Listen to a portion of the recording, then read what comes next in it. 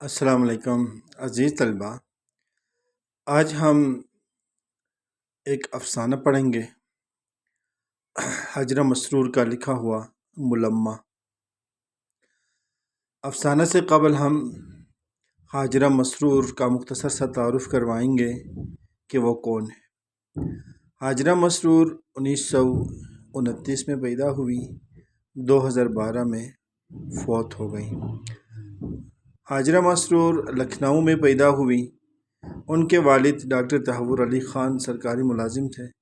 والد کے تبادلوں کی وجہ سے ان کی تعلیم کئی شہروں میں ہوئی۔ ان کے اچانک وفات کے بعد حاجرہ کا سلسلہ تعلیم منقطع ہو گیا۔ حاجرہ مسرور کو گھر میں ادبی ماحول میسر تھا۔ 1947 میں اپنے خاندان کے ساتھ لکھنؤ سے ہجرت کر کے لاہور آ گئیں۔ کچھ عرصہ وہ احمد ندیم قاسمی کے ساتھ رسالہ نقوش کی ادارات میں رہی۔ ان کی شادی معروف صحافی احمد علی، جو ڈان اخبار کے مدیر تھے، ان سے ہوئی۔ خواتین افسانہ نگاروں میں حاجرہ مسرور نے خاصی شہرت حاصل کی۔ ان کے زیادہ تر افسانے خواتین کے مسائل اور چھوٹی بڑی معاشرتی الجھنوں سے بحث کرتے ہیں۔ معروف افسانہ نگار اور نقاد ممتاز شیریں لکھتی ہیں، اتنی زیادہ تعداد میں اچھے افسانے حاجرہ مسرور کے علاوہ شاید ہی کسی نے لکھے ہیں۔ ان کے متعدد افسانوی مجموعے شائع ہو چکے ہیں، مثلاً چرکے، ہائے اللہ، چوری چھپے، اندھیرے اجالے، تیسری منزل وغیرہ۔ وہ لوگ کے نام سے ان کے ڈراموں کا ایک مجموعہ بھی شائع ہو چکا ہے۔ حاجرہ کے افسانوں کا کلیات سب افسانے میرے 1991 میں لاہور سے شائع ہوا تھا۔ حاجرہ مسرور بھرپور ادبی اور سماجی زندگی گزار کر 15 ستمبر 2012 کو کراچی میں وفات پا گئی اور کراچی ہی میں دفن ہوئی۔ اب آتے ہیں حاجرہ مسرور کے لکھے ہوئے افسانہ ملمہ کی طرف۔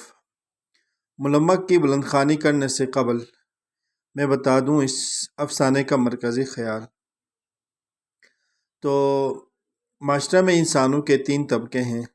ایک متوسط ہے جس کو مڈل کلاس بھی کہا جاتا ہے، ایک غریب طبقہ ہے، ایک امیر طبقہ ہے جس کو مالدار یا امیر طبقہ بھی کہا جاتا ہے۔ تو اس افسانے کا جو مین کردار ہے وہ متوسط طبقہ اور مڈل طبقہ ہی ہے۔ مصنف نے مڈل طبقے کی عادات اور خصلتوں کو اس افسانے میں جو ان کی اب ایک حساب سے دیکھا جائے تو کمزوریاں سمجھے ان کو یا ان کی خامیوں کو مصنفہ نے ہائی لائٹ کیا ہے، ان کو نمایاں کیا ہے۔ تو اب آتے ہیں اس کی طرف، ملمہ کی بلند خوانی کی طرف۔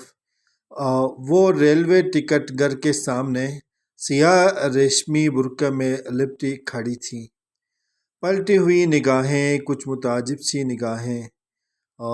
رات کے 11:30 بج چکے تھے، گاڑی کے آنے میں صرف 15 منٹ باقی تھے، لیکن ٹکٹ گھر کی کھڑکیاں اب تک بند تھیں۔ اچھا، اس کی حیران نظریں بند کھڑکیوں سے سر ٹکرا ٹکرا کر اکتا گئی تھیں۔ اس نے ایک نظر اپنے ارد گرد ڈالی۔ زمین اور بینچوں پر سینکڑوں آدمی لاشوں کی طرح پڑے سو رہے تھے، جیسے ہی ان کو سفر کرنا ہی نہ تھا۔ وہ آہستہ سے قلی کی طرف مڑی، جو اس کا ہلکا پھلکا ٹیچی کیس اور مختصر سا بستر سر پہ رکھے ہوئے تھا۔ قلی اب تک ٹکٹ گھر نہیں کھلا۔ یو گاڑی ہمیشہ لیٹ رہت ہیں۔ یہ قلی کے انداز کو مصنفہ نے ہو بہو وہیں تحریر کیا ہے کہ وہ کچھ اس انداز میں بولتے ہیں، یو گاڑی ہمیشہ لیٹ رہت ہیں۔ اس کا مطلب یہ گاڑی ہمیشہ لیٹ ہی رہتی ہیں۔ قلی نے اپنی دھندلی سی تنہا آنکھ اس کے خوبصورت چہرے پر گاڑ دی، اور جیسے ہی اس کی دوسری پھوٹی ہوئی آنکھ کا دسا ہوا پپوٹا اپنی بیوائیگی پر پھڑکنے لگا، تو کہاں بیٹھوں میں؟ وہ جیسے اپنے آپ سے سوال کر رہی تھی۔ اس نے ایک بار پھر اپنے قریب پڑے ہوئے غریب انسانوں پر اپنی نظریں بکھیر دیا۔ یہیں بیٹھ جاؤ یہاں۔ اسے محسوس ہوا کہ اس کا ریشمی برقع، خوبصورت چہرہ اور نفیس سامان غریب کلی کے نظروں میں کوئی حقیقت نہیں رکھتا۔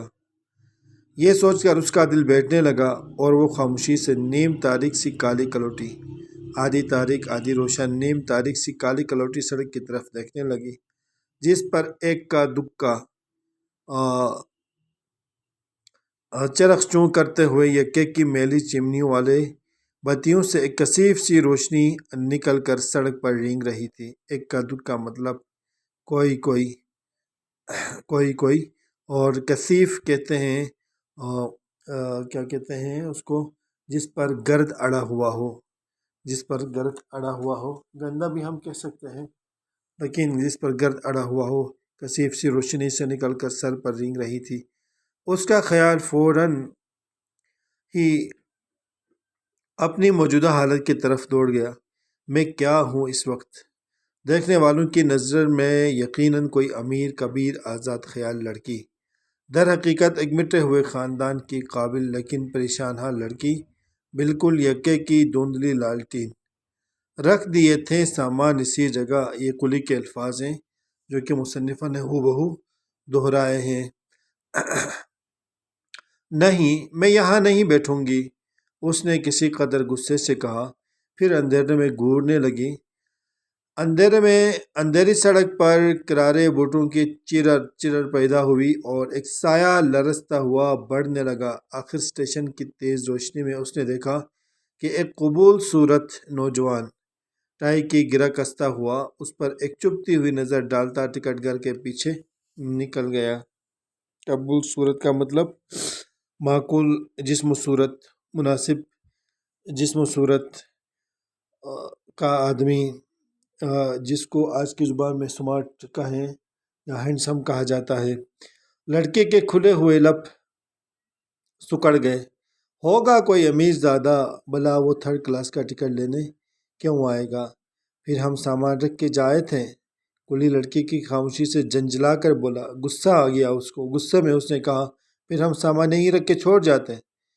بکو مت، میں یہاں ہرگز نہ بیٹھوں گی، وہ اونچی آواز میں بولی۔ اچانک وہی نوجوان ٹکٹ گھر کے پیچھے سے نکل آیا۔ کلی، تم زنانہ انٹر کلاس ویٹنگ روم میں کیوں نہیں لے جاتے؟ وہ بولا۔ پھر اتنی دور ٹکٹ لینے کون آئے گا؟ لڑکی کلی سے ہی مخاطب تھی۔ ٹکٹ سیکنڈ کا چاہیے یا انٹر کا؟ نوجوان بھی جیسے کلی سے پوچھ رہا تھا۔ وہ ایک لمحے کے لیے سناٹے میں آ گیا۔ کلی چاہو، وہ بڑے روب سے کہنے لگا۔ چلو، وہ بڑے روب سے کہنے لگا۔ آگے آگے کلی اور پیچھے پیچھے وہ۔ اس کی اونچی ایڑی کی سینڈل زمین پر ایک دلچسپ شور بکھیر رہی تھی۔ مجوری میم صاحب، اس نے سامان رکھ کے جب اس سے منظوری مانگا، مزدوری جو کلی کے الفاظ میں مصنفہ نے ذکر کیا۔ مجوری میم صاحب کا مطلب میرا مزدوری، میری مزدوری، میم صاحبہ میری مزدوری چاہیے مجھے۔ کلی نے اس کے چرمی بٹوے سے متاثر ہو کر کہا۔ چرمے کا مطلب چرم سے ہے، چرم چمڑے کو کہتے ہیں، چمڑے کا بنا ہوا، آج کی زبان میں اس کو لیدر کہتے ہیں، لیدر کا بنا ہوا۔ ابھی نہیں ملیں گے پیسے؟ وہ سنگار میز کے سامنے کھڑی جنوری کی کپکپا دینے والی سردی میں رومال سے پیشانی پوچھ رہی تھی۔ کاہے؟ کیا ہے؟ کہا اس نے۔ کاہے؟ کیا ہے؟ کلی کے موٹے موٹے ہونٹ لٹک گئے۔ اکٹھے لے لینا، سمجھے تم؟ گاڑی پر سامان بھی رکھوا دینا، جیسے ٹکٹ گھر کھلے مجھے آ کر بتا دینا، پیسے زیادہ ملیں گے۔ کلی اپنے ناریل جیسے سر پر پگڑی لپیٹتا ہوا چلا گیا اور لڑکی بجائے بیٹھنے کے مضطربانہ ٹہلنے لگی۔ بے چین سی کیفیت ہو گئی۔ سامنے بینچ پر کوئی کمبل میں لپٹا ہوا کلبلا رہا تھا، منمنا رہا تھا، مہموں میں بول رہا تھا۔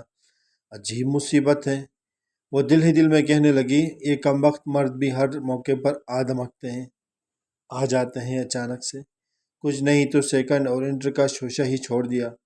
اب اسے کیا معلوم کہ اس نے اس وقت جو کچھ میرے پاس دیکھا، بس یہی میری کل کائنات ہے، ٹچکیس اور اچھے زمانے کی یادگار ہے۔ چرمی بٹوا ایک سہیلی کا تحفہ، اور یہ برقع چلتے وقت خالہ جان کا مانگ دیا تھا کہ مسافر عورتیں میلے کچیلے برقعے والیاں دیکھتے ہی دیکھتے پھیل پھیل کر بیٹھ جاتی ہیں۔ آج ہی دوپہر کو تو چچا جان کی بیماری کا خط ملا۔ امی جان کا خیال ہے کہ اگر گھر سے کوئی انہیں دیکھنے چلا جائے تو اچھا ہوگا۔ ہم تو بھائی کے مرنے کے بعد باؤج اور بھتیجے بھتیجیوں کا اتنا خیال کیا کہ پیسے کو پیسہ نہ سمجھا، لیکن وہیں برے وقت کے ساتھی نہیں، بس وہ اتنا ہی سن کر جانے کو تیار ہو گئی۔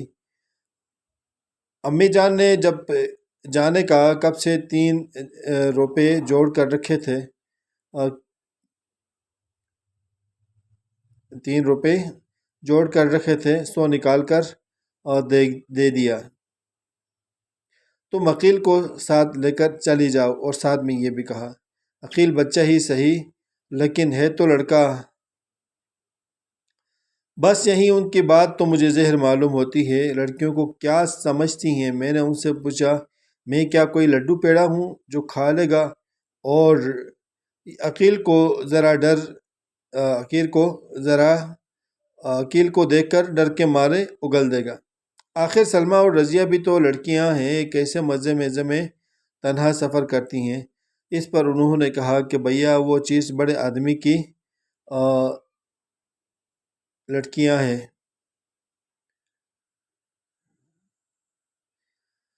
میں نے جواب دیا، تب تو انہیں بلا مبالغہ 1 درجن نوکروں کے جرمٹ میں سفر کرنا چاہیے۔ چونکہ ہم غریب ہیں اسی لیے ایک ہی سفر کا خرچ نکلنا مشکل ہے۔ کجا ایک ننھا سا محافظ کے ساتھ جس کی حفاظت خود مجھ پر ہوگی۔ غرض گھنٹوں ان سے بحث کی، تب کہیں جا کر عقیل صاحب کے پہرے سے نجات مل گئی۔